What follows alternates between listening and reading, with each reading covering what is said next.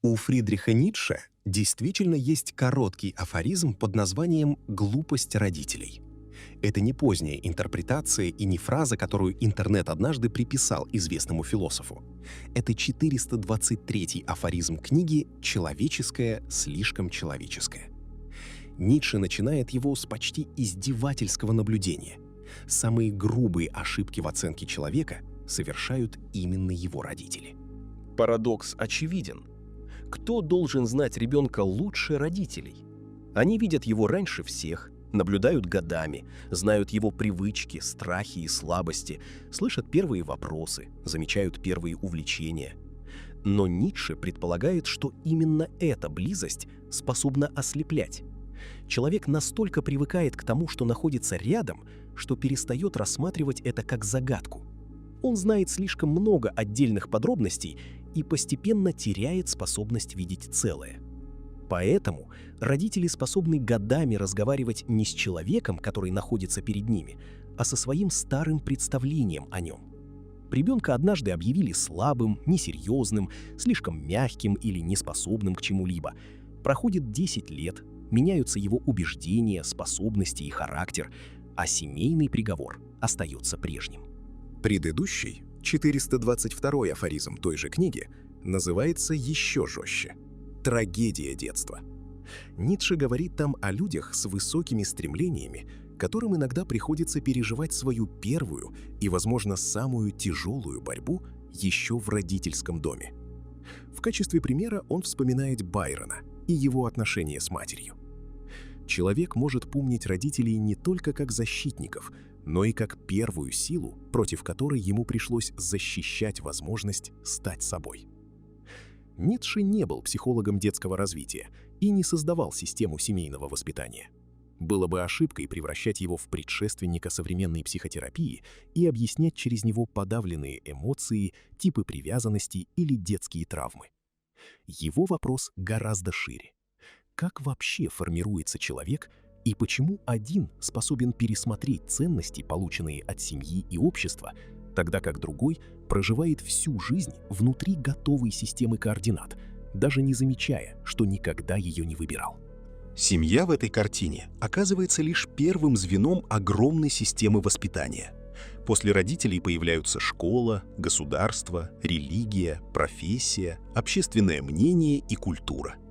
Все они в той или иной степени сообщают человеку, каким ему следует быть. Проблема начинается тогда, когда воспитание перестает развивать способность человека формироваться и начинает производить заранее предусмотренный тип. Эта тема появляется у Ницше очень рано. В 1872 году 27-летний профессор классической филологии читает в Базеле цикл лекций о будущем наших образовательных учреждений. Уже там он выступает против превращения образования в производство полезных людей. Его раздражает идея, что образование необходимо прежде всего за тем, чтобы человек как можно быстрее приобрел профессию, научился зарабатывать и занял свое место внутри экономического механизма. Ницше иронически описывает стремление создать максимально ходового человека, почти как ходовую монету, дать ему ровно столько знаний и культуры, сколько требуется для успешного участия в борьбе за существование. Само по себе умение зарабатывать Ницше, разумеется, не считает преступлением. Проблема возникает тогда, когда экономическая полезность объявляется конечной целью образования. Вопрос о том, кем должен стать человек, незаметно подменяется вопросом о том, где этот человек будет наиболее полезен. Школа превращается в подготовку к университету, университет в подготовку к профессии, а профессия начинает оцениваться через доход и положение. За всей этой последовательностью исчезает более трудный вопрос: что происходит с самим человеком? Исследователь Ницше Эндрю Хаддлстон обращает внимание на важность немецкого понятия «Bildung». Это не просто обучение и не накопление информации. Bildung предполагает формирование человека, преобразование его характера, вкуса и способности судить. Поэтому для раннего Ницше вполне возможно быть прекрасно обученным специалистом и одновременно оставаться плохо сформированным человеком. При этом превращать молодого Ницше в сторонника современной демократической педагогики тоже нельзя. Его образовательный проект открыто элитарен. Он говорит об аристократической природе высокой культуры и полагает, что ее высшие формы создаются немногими. Исследователь Дэвид Роутерн называет эту позицию культурным элитизмом Ницше. Это неудобная сторона его философии, но выбрасывать ее нельзя. Ницше вовсе не предлагает позволить каждому ребенку делать все, что ему хочется. Его интересует другое. Способна ли культура создавать сильные и самостоятельные человеческие типы? Или она главным образом воспроизводит удобных участников уже существующего порядка? Через 2 года Ницше пишет «Шопенгауэр как воспитатель». И здесь проблема становится почти личной. В начале эссе он замечает, что каждый человек обладает неповторимостью, но большинство предпочитает ее скрывать. Быть собой дорого. Гораздо легче существовать внутри уже готовой социальной формы, иметь ожидаемую профессию, привычные убеждения и одобряемый образ жизни. Такая форма снимает часть ответственности, потому что человеку уже не нужно постоянно отвечать на вопрос, почему он живет именно так. Отсюда знаменитое требование молодого Ницше – «Будь самим собой». Сегодня эта фраза звучит почти как рекламный лозунг, но у Ницше она означает совсем не то, что обычно под ней понимают. Он не утверждает, будто где-то глубоко внутри человека уже лежит прекрасное настоящее «я», которому достаточно позволить проявиться. Напротив, человек остается загадкой даже для самого себя. Можно снимать с себя один слой за другим и все равно не обнаружить последнего и окончательного ядра личности. Вместо поиска такого ядра Ницше предлагает посмотреть на то, что человек действительно любил, что заставляло его расти и превосходить собственное прежнее состояние. Между такими людьми, книгами, идеями и занятиями может обнаружиться линия, указывающая направление развития. И здесь появляется одна из важнейших формул Ницше о воспитании. Настоящие воспитатели могут быть только освободителями. Воспитатель не должен изготовить человека. Его задача — убрать то, что мешает человеку формироваться. Ницше сравнивает образование с работой вокруг растения, когда удаляются сорняки, камни и препятствия для роста. Но окончательная форма растения не создается садовником произвольно. Исследователь Мадемари Кларк показывает, что сам Шопенгауэр важен здесь не только как автор определенных философских положений. Он представляет для молодого Ницше образ философской жизни. Учитель воздействует не одной системой взглядов. Собственным существованием он показывает ученику, что иной способ человеческой жизни вообще возможен. Поэтому воспитание гораздо глубже передачи знаний. Ребенок наблюдает, чего родители боятся, перед чем преклоняются, какие компромиссы считают естественными, что называют успехом и что готовы терпеть ради безопасности. Так иерархия ценностей начинает формироваться задолго до того, как человек способен выразить ее словами. Глупость воспитателя в этом смысле начинается не обязательно с жестокости. Она может начинаться с уверенности, что взрослый уже знает правильную форму другого человека. Но если для Ницше человек остается задачей даже для самого себя, откуда родителю знать окончательный ответ заранее? Здесь возникает одна из важнейших поправок к популярному образу Ницше. Из его критики стадности легко вывести лозунг, будто хорошее воспитание должно отказаться от давления, правил и послушания. Сам Ницше сказал бы почти противоположное.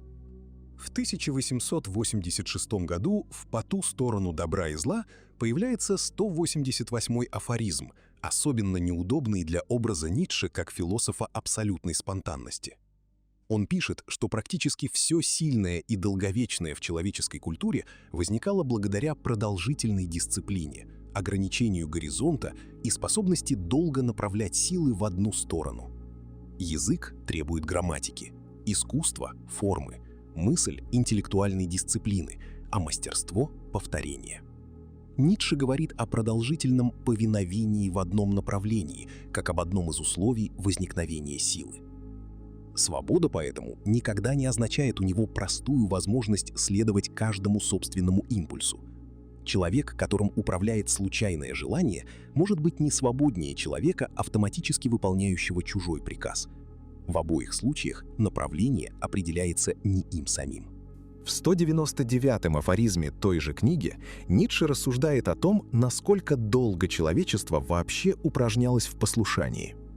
Родители, учителя, законы, социальные предрассудки и общественное мнение тысячелетиями предъявляли человеку разнообразные формы одного требования – «ты должен». Ницше даже предполагает, что потребность повиноваться стала почти человеческим инстинктом. Отсюда возникает двойственность воспитания. Без способности подчинить себя правилу невозможно серьезное образование. Но человек, умеющий только повиноваться, никогда не становится самостоятельным. Еще в «Человеческом слишком человеческом» в афоризме «учиться командовать» Ницше замечает, что некоторых детей необходимо учить командовать так же, как других повиноваться. Можно прожить молодость под внешним управлением, а затем получить формальную свободу и обнаружить, что ты совершенно не способен определить направление собственной жизни. Раньше решения принимали родители, преподаватели или начальники. Когда эти фигуры исчезают, вместо самостоятельности появляется растерянность. Навык послушания сформирован, а способность задавать направление самому себе нет. Вторая часть «К генеалогии морали» начинается именно с проблемы формирования человеческого существа, способного отвечать за свои будущие действия. Ницше задает знаменитый вопрос: каким образом было создано животное, способное обещать? Чтобы обещание вообще имело смысл, человек должен удерживать решение во времени. Сегодняшняя воля должна связывать завтрашнего человека, несмотря на изменения обстоятельств. Историческое производство этой способности Ницше описывает крайне мрачно. Обычай, наказание, боль и социальное принуждение участвовали в создании предсказуемого человеческого животного. На этом фоне появляется фигура суверенного индивида, обладающего, по выражению Ницше, долгой самостоятельной волей и способного ручаться за себя. Исследователи спорят о том, насколько положительным идеалом является этот образ. Брайан Лейтер предостерегает от слишком простой интерпретации суверенного индивида как идеального свободного человека, поскольку она плохо согласуется с критикой традиционной свободной воли у Ницше. Роберт Пиппин, Кен Гемес и другие исследователи гораздо серьезнее связывают этот фрагмент с автономией и способностью управлять собой. Но для нашей темы достаточно важного вывода. Ницшеанская свобода не возникает из отсутствия формирования. Она достигается внутри уже сформированного человеческого материала. Именно поэтому Роберт Пиппин предлагает понимать свободу у Ницше через самопреодоление. Здесь уже недостаточно спросить, чего ты хочешь. Возникает более трудный вопрос: откуда происходит само это желание? Почему конкретная ценность кажется очевидной, и сколько твоих убеждений действительно выдержали размышления, а сколько были усвоены раньше, чем ты научился их исследовать? Здесь начинается проблема стада. Ницше не выводит стадную мораль непосредственно из семейного воспитания. Для него она является продуктом долгой истории общества, религии, обычая и борьбы различных систем ценностей. Однако семья становится одной из первых точек, где готовые оценки передаются как нечто само собой разумеющееся. Самое эффективное внушение редко звучит как пропаганда. Чаще оно принимает форму здравого смысла. Так устроена жизнь, так принято, нормальные люди так не делают. Аргумент здесь заменяется ссылкой на существующий порядок. А именно происхождение подобных самоочевидностей Ницше всю жизнь пытался подвергать подозрению. В «Веселой науке» важным становится образ свободного духа. Бернард Регенстер обращает внимание, что его противоположностью оказывается не просто человек с неправильными убеждениями, а фанатик, которому психологически необходима абсолютная уверенность. Он цепляется за систему взглядов не потому, что лучше всех ее обосновал, а потому что не способен существовать без окончательного ответа. Свобода духа поэтому предполагает способность выдерживать неопределенность, и не искать немедленно кого-то, кто избавит тебя от необходимости судить самому. Эта мысль хорошо сочетается с поздним Ницше. В «Сумерках идолов» он говорит о том, чему прежде всего должно учить настоящее образование – учиться видеть. Речь не просто о зрении. Учиться видеть означает медлить с суждением, рассматривать предмет с разных сторон и не бросаться вслед за первым раздражителем. Для Ницше неспособность сопротивляться стимулу – признак слабости. Если между впечатлением и суждением нет никакой дистанции, человеком чрезвычайно легко управлять. Настоящее образование должно создавать этот промежуток, потому что именно в нем становится возможным собственное суждение. Поэтому воспитать свободного человека совсем не значит воспитать человека, которому никто никогда ничего не запрещал. Гораздо важнее сформировать способность не реагировать автоматически даже на собственные импульсы. И здесь мы подходим к одному из самых известных образов Ницше – 3 превращениям духа. Из «Так говорил Заратустра». Сначала дух становится верблюдом. Это уже разрушает популярное представление о Ницше, потому что верблюд не бунтует. Он ищет тяжелое, чтобы взвалить его на себя. Он способен выдерживать знания, задачу, требования и дисциплину. Духовное развитие начинается не со свободы от всякой тяжести, а со способности ее нести. Затем верблюд уходит в пустыню и превращается во льва. Там перед ним возникает великий дракон, на каждой чешуе которого сияют слова «ты должен». Он воплощает уже созданные ценности и накопленное прошлое, которое утверждает, будто все достойное уже определено до тебя. Лев отвечает ему «Я хочу». Но лев, подчеркивает Ницше, еще не способен создавать новые ценности. Он способен лишь завоевать пространство свободы. Именно поэтому простой бунт еще ничего не решает. Человек, который всю жизнь делает противоположное тому, чего хотели его родители, может оставаться столь же зависимым от них, как раньше. Их воля по-прежнему определяет его жизнь, только теперь отрицательно. Он сменил согласие на сопротивление, но центр все еще находится снаружи. Поэтому требуется 3 превращение. Дух становится ребенком. И вот здесь особенно важно не повторять популярную ошибку. Ребенок у Заратустры не описание естественного состояния маленького ребенка. Это финальный символ духовного превращения после тяжести верблюда и отрицания льва. Ребенок означает новое начало, игру, забвение и способность к священному «да». Ницшеанская свобода поэтому не заканчивается сопротивлением авторитету.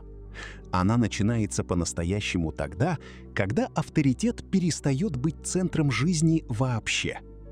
Человеку больше не нужно ни повиноваться ему, ни строить все существование на борьбе с ним. Только теперь появляется возможность создавать. Здесь понятие воспитания соединяется с идеей самоформирования. В «Веселой науке» Ницше говорит о необходимости дать стиль своему характеру. Александр Нихамас сделал этот мотив центральным для книги «Ницше Life as Literature», где человеческая жизнь у Ницше рассматривается как материал, которому необходимо придать связность и форму. Но из этого нельзя делать вывод, что человек способен произвольно придумать себя кем угодно. Брайан Лейтер подчеркивает натуралистическую сторону философии Ницше.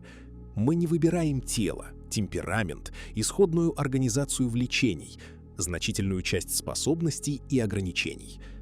Пол Кацафанос также показывает, насколько сложны отношения сознательного субъекта и действующих внутри него влечений. Стать собой поэтому означает не изобрести себя из ничего, а придать некоторую форму тому материалу, который уже оказался твоим. Теперь смысл глупости родителей становится глубже. Глупый воспитатель считает, что знает окончательную форму этого материала раньше самого человека. Он принимает временную слабость за сущность, собственные оценки за универсальную меру, а нормы своего места и времени за естественный порядок вещей. Именно поэтому образ воспитателя-освободителя из раннего Ницше настолько важен. Хороший воспитатель не освобождает ребенка от всех ограничений. Он не позволяет случайным ограничениям, привычкам и ожиданиям взрослых преждевременно превратиться в судьбу. Есть еще одна глава Заратустры, непосредственно связанная с нашей темой – о ребенке и браке. И здесь Ницше неожиданно переводит вопрос с ребенка на будущего родителя. Заратустра спрашивает человека, имеет ли тот право желать ребенка, преодолел ли он самого себя, способен ли владеть собственными чувствами и добродетелями, или ребенок нужен ему лишь как продолжение собственного неразрешенного существования. Заратустра требует сначала построить самого себя, и лишь затем строить дальше себя. Перед тем, как рассуждать о воспитании, Ницше заставляет спросить, кто именно собирается воспитывать? Человек, исследовавший собственные ценности, или тот, кто просто получил их от предыдущего поколения и теперь собирается передать дальше? Способен ли он управлять собой, или ему самому всю жизнь требуется внешний приказ? Воспитание оказывается не набором методик, а вопросом качества самого воспитателя. Отсюда понятна и фигура последнего человека, которая появляется почти в самом начале Заратустры. Последний человек не продукт конкретной семейной ошибки, а более широкий культурный тип. Он изобрел счастье и больше не хочет ничего слишком опасного, требовательного или великого. Заратустра говорит толпе о преодолении человека, а толпа просит дать ей последнего человека. В этом заключается один из главных страхов Ницше. Цивилизация способна настолько успешно организовать безопасность, комфорт и предсказуемость существования, что человек перестанет желать чего-либо, что превосходит его нынешнее состояние. Последний человек страшен не тем, что мучительно страдает, а тем, что слишком хорошо приспособился. Поэтому образование для Ницше неизбежно становится вопросом культуры. Общество может чрезвычайно эффективно производить людей, способных функционировать внутри существующего порядка, и одновременно почти не развивать способность самостоятельно этот порядок оценивать. Но Ницше не предлагает автоматически отвергать нормы большинства. Такой человек был бы всего лишь перевернутым конформистом. Если большинство говорит «да», а ты по привычке отвечаешь «нет», большинство все еще управляет твоей реакцией. Свободный дух отличается не набором противоположных мнений, а способностью к собственному суждению. И здесь возвращается первоначальная глупость родителей. Близость создает иллюзию знания. Родители видели начало человека и потому легко воображают, будто уже знают его конец. Но философия становления у Ницше направлена именно против подобной уверенности. Даже знаменитая формула «стань тем, кто ты есть», которую позднее Ницше вынесет в подзаголовок «Ecce homo», содержит парадокс. Если человек уже является собой, зачем ему собой становиться? Потому что у Ницше человек не завершенный объект, а процесс формирования, отбора, присвоения, преодоления и переоценки. Поэтому у Ницше невозможно найти простой педагогической инструкции. Дисциплина сама по себе не гарантирует самостоятельности, а отказ от дисциплины не создает свободу. Переданные ценности могут стать основой развития, но могут и заменить способность оценивать. Даже сомнение, превращенное в автоматическую привычку, легко становится еще одной зависимостью. Сильнее всего эту Верблюд, лев и ребенок – не стадии детского развития, а образ человеческого становления. И если все-таки попытаться вывести из философии Ницше одну мысль о воспитании, она будет примерно такой. Задача состоит не в том, чтобы изготовить правильного человека, а в том, чтобы не уничтожить в нем способность когда-нибудь формировать самого себя.